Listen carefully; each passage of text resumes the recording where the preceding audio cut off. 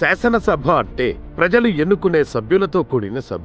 శాసనసభ అంటే కేవలం శాసనాలు చేసే చట్టసభ మాత్రమే కాదు, రాష్ట్రంలోని ప్రజలందరి ఆకాంక్షలను నెరవేర్చే సభ కూడా. శాసనసభ సమావేశాలు జరుగుతున్నాయంటే తమకు, తమ గ్రామానికి, తమ ప్రాంతానికే కాదు, తమ కుటుంబ భవిష్యత్తును నిర్ణయించే ఏ అంశమైనా చర్చ జరుగుతుందా అని ఆశగా ఎదురు చూస్తుంటారు ప్రజలు. అందుకే శాసనసభకు హాజరు కావడం అన్నది ప్రతి శాసనసభ్యుని విద్యుక్త ధర్మం. గత నవంబర్ 11న ఆంధ్రప్రదేశ్ అసెంబ్లీ బడ్జెట్ సమావేశాలు 10 రోజుల పాటు జరిగాయి. మొత్తం 59 గంటల 55 నిమిషాల పాటు సభా కార్యక్రమాలు కొనసాగాయి. మొత్తం 21 బిల్లులు ఆమోదం పొందాయి.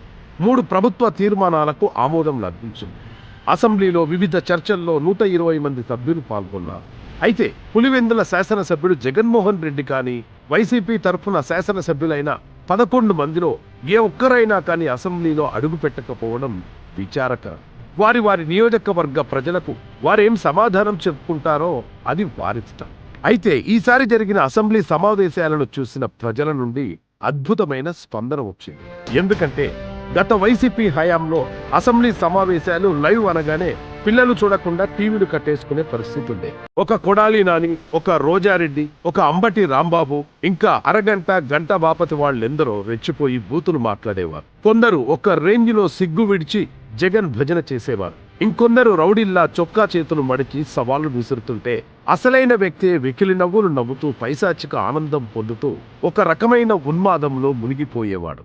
వీటన్నింటినీ చూడలేక ప్రజలు వాళ్లను అడుగుపెట్టనీయకుండా చేశారు.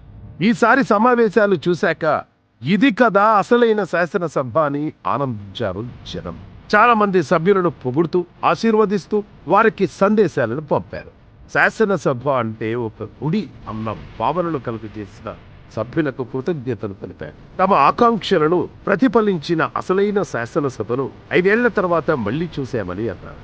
ఎంతైనా ఇది మంచి ప్రభుత్వం కానివ్వండి.